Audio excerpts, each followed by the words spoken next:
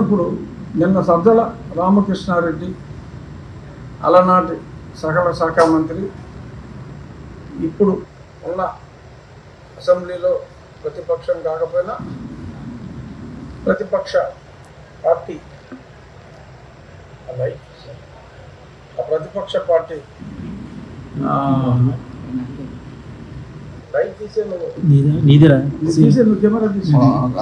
ప్రతిపక్ష party general secretary Sajjala Ramakrishna Reddy గారు మరి నిన్న దెయ్యాలు వేదాలు వల్లించినట్టు కొన్ని వేద మంత్రాలు వల్లించారు.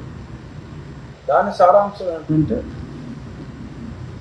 అమరావతిలో మహిళల్ని వేశ్యలుగా వర్ణించిన వ్యక్తుల్ని, సాక్షి మీడియాలో వర్ణించిన వ్యక్తుల్ని కృష్ణరాజు అనే ఒక పనికిమాలిన ఒక జర్నలిస్టు, అలాగే మరి ఒకప్పుడు ప్రెస్ కౌన్సిల్ చైర్మన్ కూడా మరి జగన్మోహన్ రెడ్డి గారు ఆ వ్యక్తికి ఇచ్చాడు. ఆయన ఇంటి పేరు కొమ్మినేని, ఆయన ఒంటి పేరు శ్రీనివాసరావు, కొమ్మినేని శ్రీనివాసరావు గారికి మరి ఆ పదవి కూడా ఇచ్చారు. మరి ఒకప్పుడు విలువలు ఉండి అది చూసి పదవి ఇచ్చుంటారు, తర్వాత వలువల్లాగా విలువలను కూడా ఆయన వదిలేసినట్టున్నాడు. సీనియర్ జర్నలిస్టు కొమ్మినేని శ్రీనివాసరావు గారు వారు ఫోటోల్ని, తమని అవమానించిన వారి ఫోటోల్ని చెప్పుతో కొట్టారు. ఇప్పుడు దానికి శ్రీమాన్ సజ్జల గారు ఏమన్నారంటే, రాక్షసులు పిశాచాలు కూడా, రాక్షసులు పిశాచాలు ఇలాంటి పనులు చేస్తాయి ఏమో, వాళ్ళు కూడా చేయలేరేమో, ఇదంతా కలిపిన ఆ సంకర జాతి ఏమో అంటారు. బహుశా ఆ సంకర జాతి వాళ్ళు ఆబోలు. ఇది ఎవరైనా వెరిఫై చేసుకోవచ్చు. నేను చూసినట్టే చెప్తున్నా. ఇదంతా మరి సంకర జాతి వాళ్ళే కాబోలు ఒక ఆర్గనైజ్డ్గా కమ్ముకొస్తూ చేస్తున్నారు. అక్కడ ఆయన చిన్న భాషా చిద్రత వాడాడు, మాకు మావత్తు ఇచ్చాడు. ఆయన ఆంతరంగం ఏంటో ఎవరికైనా సరే ఇట్టే అర్థమవుతుంది. మరి ఆ కమ్ముకొస్తున్న వారిని అక్కడ అన్ని రకాల కులాల వారు ఉన్నారు, కాస్ట్ వారు ఉన్నారు, చాలామంది ఉన్నారు. రెడ్లు కమ్మవారి కన్నా ఎక్కువ శాతం ఉన్నారు. మరి ఆయన ఎవరిని ఉద్దేశించి ఆ మాట అన్నారు? లేదు, కొందరిని స్పెసిఫిక్గా ఉద్దేశించినట్టు. మరి ఆయన కూడా ఒకప్పుడు జర్నలిస్టు. మరి ఆయన భాషా సౌరభాన్ని ఎదజల్లుతూ మరి ఆ రకంగా మాట్లాడారు తెలియదు. కానీ ఇక్కడ సజ్జల గారు ఒక విషయం తెలియజేయాలనుకుంటున్నాను మీ మీడియా ద్వారా. ఏమిటంటే, మరి గతంలో నాకు అప్పటి ప్రభుత్వానికి, అంటే మరి ఇతను ప్రభుత్వంలో కూడా ముఖ్య సలహాదారు, అప్పుడు నాకు అప్పటి ప్రభుత్వం చేస్తున్న ఎన్నో ఆగడాలను నేను ప్రశ్నించినందుకు 2020 సంవేర్ అరౌండ్ ఏప్రిల్ అనుకుంటాను, ఏప్రిల్ నెలలో అప్పుడే కరోనా స్టార్ట్ అయినప్పటికీ అన్ని గ్రామాల్లో, నా నియోజకవర్గంలోని అన్ని గ్రామాల్లో, నా నియోజకవర్గం అప్పుడు ఉండి కాదు, నర్సాపురం పార్లమెంట్లో ఆల్మోస్ట్ అన్ని మేజర్ గ్రామాల్లో, కొన్ని చిన్న గ్రామాల్లో కూడా, ఆఖరికి ఇక్కడ ఉన్న వాండ్రం చెన్నూరు కదా, ఆ వాండ్రంలో కూడా అప్పటి వైసీపీ నాయకులతో నా ఫోటోలకి చెప్పులతో కొట్టించిన వ్యక్తులు వాళ్ళకి వాళ్ళు రాక్షసులు పిశాచాలు అని అనుకుంటే వాళ్ళ ఇష్టం.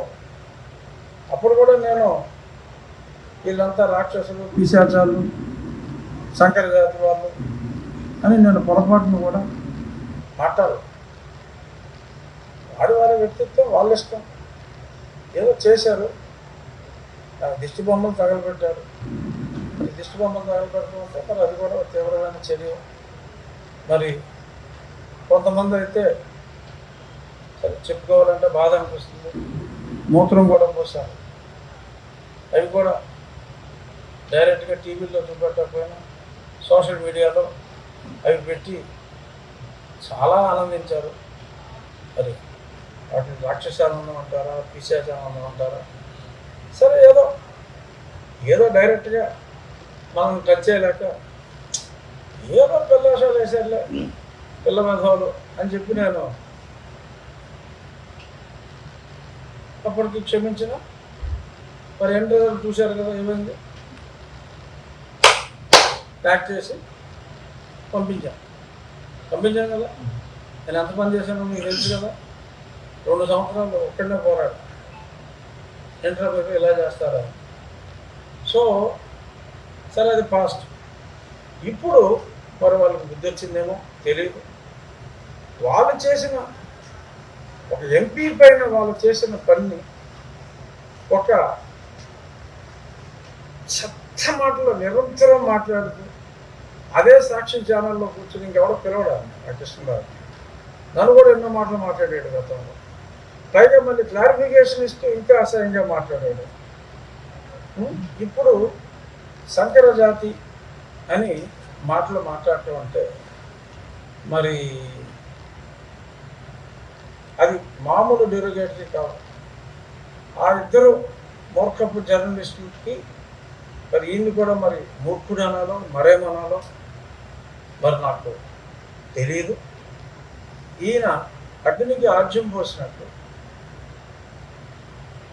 సంకర జాతి అనే పదం వాడటం జరిగింది. అంటే వీళ్ళంతా క్రాసు.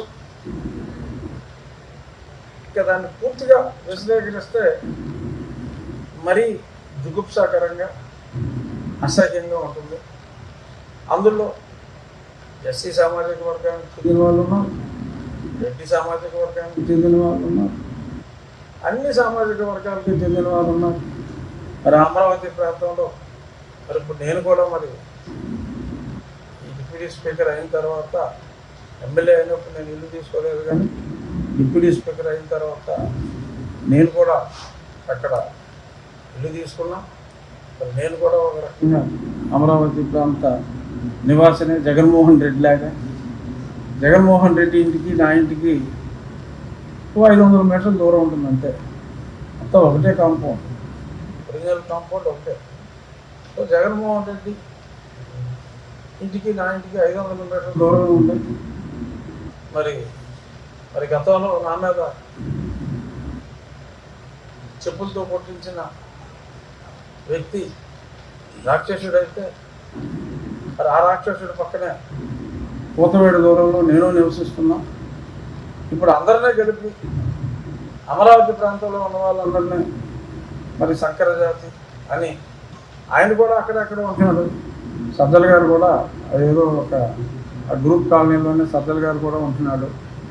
మరి ఆయన కులానికి చెందిన వారు ఉన్న కిన్నెరులు, కింపురుషులు, స్వచ్ఛమైన జాతం నేను కామెంట్ చేయదలుచుకున్నాను. ఎందుకంటే వాళ్ళకిలాగా కామెంట్ చేసి మనం చెప్తున్నారు కాదు కనుక మీకు మీరు వర్ణించుకోండి. ప్యూర్ బ్రీడ్గా మీరు వర్ణించుకోండి, తప్పులేదు. కానీ మమ్మల్ని అమరావతిలో మీ ఇంటి దగ్గరే నివసిస్తున్న మమ్మల్ని వేరు చేసి కమ్ముకొస్తుందంటూ ఇష్టం వచ్చినట్టు మాట్లాడి వారందరినీ సంకర జాతిగా వర్ణించి మరి ఇది చట్టరీత్యా ఈవెన్ ఎస్సీ ఎస్టీ అట్రాసిటీస్ ప్రత్యేకంగా ఒక వ్యక్తిని ఉద్దేశించి మాట్లాడక్కర్లా, ఒక సమాజాన్ని ఉద్దేశించి మీరందరూ సంకర జాతి వాళ్ళు అని మాట్లాడటం వాళ్ళిద్దరూ మాట్లాడిన దానికన్నా కూడా అతిపెద్ద నేరం. సో కాబట్టి ఈరోజు నేను డీజీపీ గారికి ఒక కంప్లైంట్, నిన్న సజ్జల గారు వాడిన ఆ భాషా ప్రయోగం యొక్క వీడియో క్లిప్పింగ్, ఆ పేపర్ కట్టింగ్, ఇవన్నీ కూడా అటాచ్ చేసి ఇస్తున్నా. ఇదిగో కాపీ, మీ అందరికి కూడా కాపీలు ఇస్తా.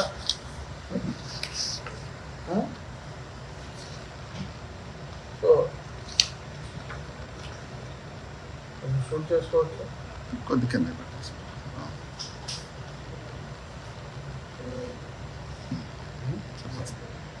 ఓకే.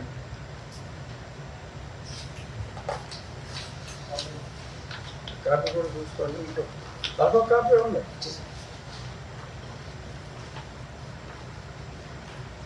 ఇది main conclusion.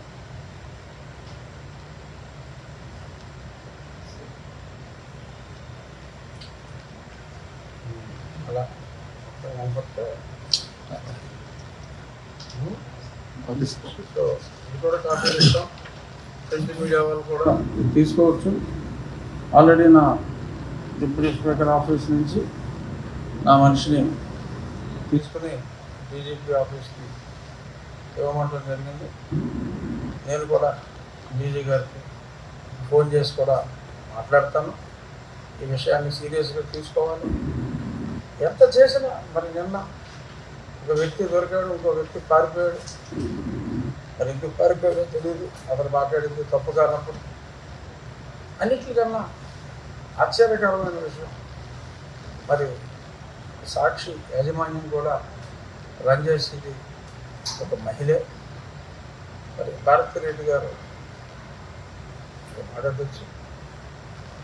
No comments against sir personally, but ఒక మహిళగా మరి ఒక పెద్ద ఛానల్ని, న్యూస్ పేపర్ని నడుపుతున్నప్పుడు ఖండించకపోగా మరి అరెస్టు చేయటాన్ని నిరసించటం మరి సముచితంగా లేదు. ఎందుకంటే సజ్జల గారిలాగా ఆయన వాడి భాష నేను వాడలేము.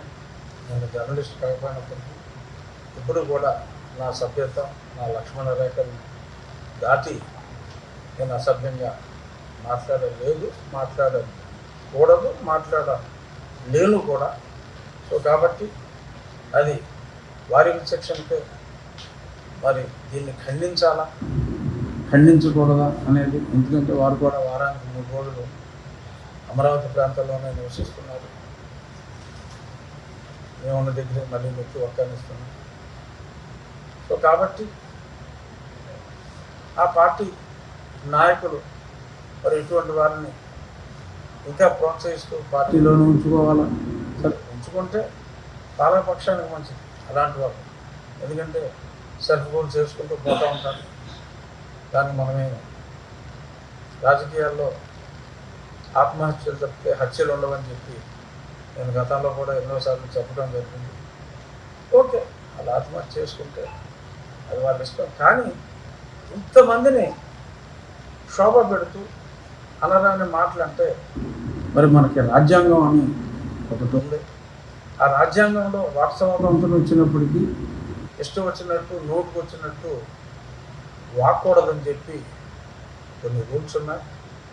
మరి నిన్న చాలామంది మహిళలు మరి సాక్షిలో ఈ రకంగా వచ్చినందుకు మరి ఆ సాక్షి ఛానళ్ళ మీదకి వెళ్ళటం జరిగింది. మరి గతంలో ఒక పదం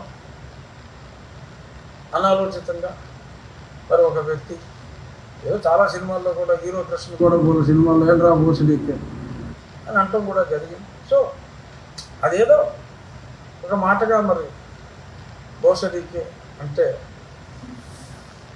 బోషడీకే అంటే మరి ఇన్ని అర్థాలు ఉన్నాయని చెప్పి మాట్లాడి ఆ మాత్రం మా కార్యకర్తలకు కోపం రాదా, కోపం వస్తే గాళ్ళు చేయరా అని చెప్పి నీవు నేర్పిన విజయ నీరజాక్ష ఏమో అలాగా భావోద్రేకం కలిగినప్పుడు తెలుగుదేశం పార్టీ ఆఫీస్ మీద వాళ్ళు అటాక్ చేసినట్టు ఆర్గనైజ్డ్గా చేశారు. ఇక్కడ స్వచ్ఛందంగా మహిళా జాతిని అవమానించారు. అక్కడ ఒక వ్యక్తిని అవమానం అనుకుంటే కావాలని చేసింది కాదు. ఆ పదానికి అర్థం తెలియదు. కానీ వేశ్య అంటే అర్థం మరి వీరికి తెలీదు అంటే మనం నమ్మలేం. సజ్జల గారు కూడా ఏదో పోస్ట్ గ్రాడ్యుయేషన్ ఏ సబ్జెక్ట్లో చేశాడు, పోస్ట్ గ్రాడ్యుయేషన్. సో సంకర జాతరలో పిశాచాలంటే అర్థం అతనికి తెలియదని చెప్పి నేనైతే అనుకోవట్లేదు. సో మరి ఈ రకంగా మాట్లాడినందుకు మరి కొంచెం చిమ్మునెత్తులు ఉన్నవాడికి బాధ అనిపిస్తుంది.